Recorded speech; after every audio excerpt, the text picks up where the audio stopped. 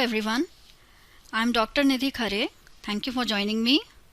In my previous lectures, we have studied about the definition and the features of a group, the factors which affect group behavior, and why do people form and join groups, and about the types of groups. We have studied about the group development process.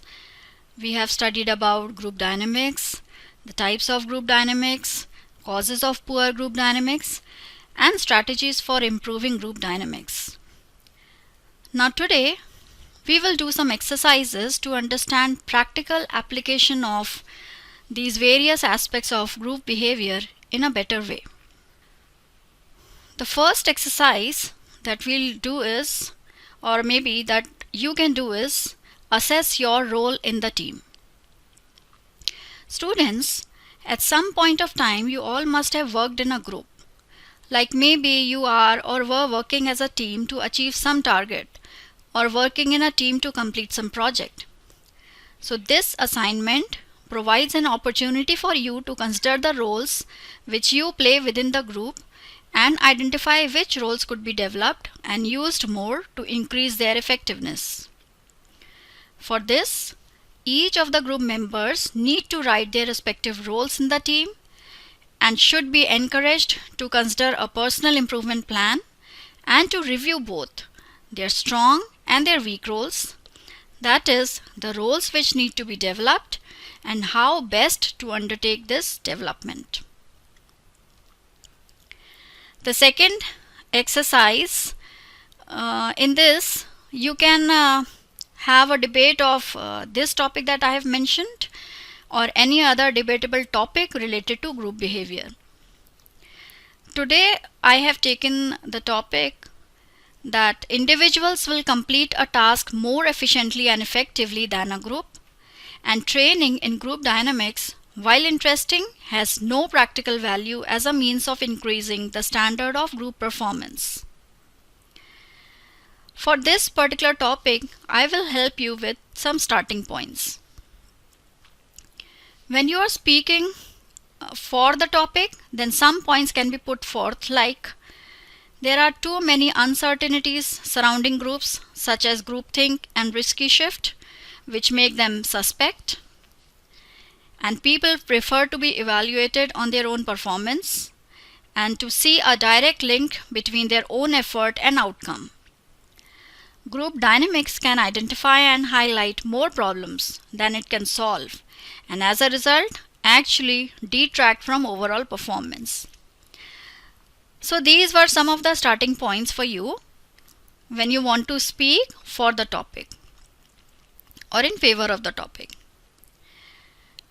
Now for this particular topic, when you want to speak against the topic, then I'll give you some starting points, like in a group there is a greater likelihood of creativity in both problem solving and implementing decisions. Groups will happen anyway, so we might as well harness their strengths. Managers need to understand how a group functions and how people relate to each other. A knowledge of group dynamics can help lead the group to greater self-awareness and empowerment to improve performance and effectiveness. So as I said earlier, you can have a debate on this topic or any other topic related to group behavior. This will help you get important insights about the topic. The third exercise is discovering norms in groups. Norms, as we have already learned about, are generally the unwritten, unstated rules that govern the behavior of a group. Norms are intended to provide stability to a group, and only a few in a group will refuse to abide by the norms. A group may hold on to norms that are no longer needed, similar to holding on to bad habits just because they have always been part of the group. Some norms are unhealthy and cause poor communication among people. Often groups are not aware of the unwritten norms that exist. New people to the group have to discover these norms on their own over a period of time. This exercise helps group members understand how norms affect group behavior. This exercise is best done after you have had an opportunity to observe the group for a period of time to discover some of their norms. So for this exercise, divide the group into small groups. Identify the norms that you have observed are hampering honest communication. Discuss with each member about these particular norms. Discuss each of these in terms of how useful they are, or if they were unhealthy, and if they could eliminate any norms. Now another way you can decide what norms to keep and which to discard is to have the group vote on the norms. Let all members of the group vote at one time quickly. After the vote, you will graphically see which norms get the most votes, and those norms will stay. Now this exercise is easy to do.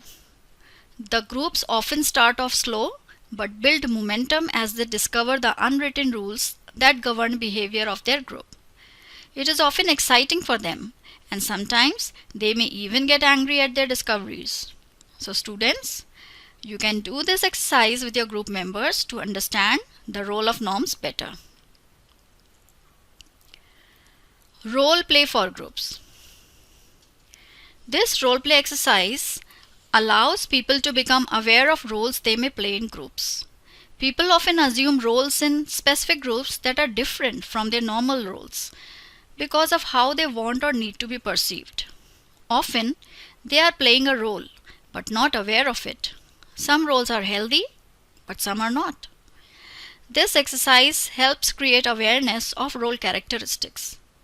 This exercise can be modified for use in about any kind of group. Now, how to do the exercise?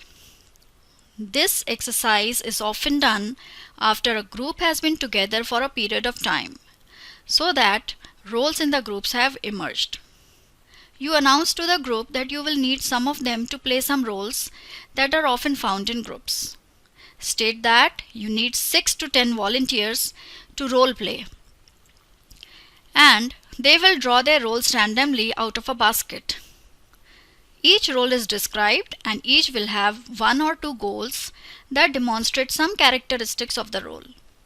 In your introduction, make it sound like fun, because it is there in most situations. Role players will sit in a circle facing each other in the middle of the room while the rest of the group becomes observers. Their task will be to determine each role. The observers will then tell what they observed, and then the role players will tell what it was like to play the role. Before you start, ask the role players if any of them have a role they do not want to play. Try to exchange it with another person, or allow them to leave the group, or quickly select another person or leave that role out. Some people may develop psychological blocks for certain roles, and it would not be good for them to play it. So it's always better to either change the role and give it to some other person, or to exclude the role at all. Designate one person as a leader. Help facilitate that person in getting the group started. You can actually start it yourself by saying something like, "Glad to have such a fine group of people here today to have some fun. It's time to start your roles. Ramesh, why don't you start us off?" If Ramesh has a problem getting the group going, step in and help only the minimum.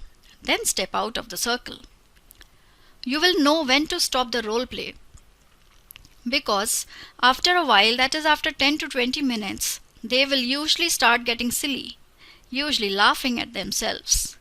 If not, just step into the circle and say, "I think we have developed enough of the roles to talk about them." Start your debrief of the role play. Ask observers what roles they saw. Then move to the role players. You can ask them a number of questions about playing their role, like, was your role familiar to you? Was it hard to play? Did you like the role? How did the role make you feel? Etc. Following the last debrief, you will need to go to the center of the circle and address each role player to diffuse any residual feeling they may have about playing the role. About half the people may get a role they have played. You need to tell them they are no longer playing the role before they leave the circle and ask if any are having a problem with this. A few may have a problem, and you will need to process this with them so they can let go of the role. In the next slides are some roles that I take with me to a group. In addition to these, I often write out a role that I see would benefit the group to see in the role play. Sometimes I modify a role to better match what is going on in the group, or maybe combine the two role plays. The first type is automatic talker. This person has something to say about what everyone else says and talks frequently but really does not have much to say. The goal of this role is to talk after someone else talks and do this 5 times. Pick up some word the previous talker said and make some comment about it. The next role is victim or the poor me. The victim or the poor me person tells a number of sad stories, and usually with added drama that people know is beyond the real story. They also often speak with a squeaky or high-pitched voice and look down with their eyes, but will look up to see if they are getting the pity they are looking for. The goal is tell at least 2 sad stories acting out the characteristics of the victim. The dominator. This person will dominate the conversation in a group, talking about almost anything, but usually about themselves, but keeping it safe and not reveal much about themselves. The goal is just start talking about something other than the subject. It can be what you did yesterday or some other day. Try to do this for at least 5 minutes. Most dominators talk for at least 15 minutes and may use all the time if the group does not stop them.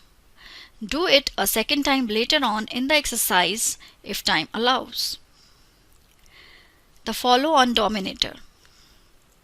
This person may be another dominator and will coattail a dominator in an effort to avoid the real subject of a meeting. The long storyteller. This person has problems expressing himself and just takes time to get it out. He gets confused, backtracks, and takes a long time to tell his story. He does not know when to stop talking. The goal is tell your story in a confusing way and talk for at least 3 minutes.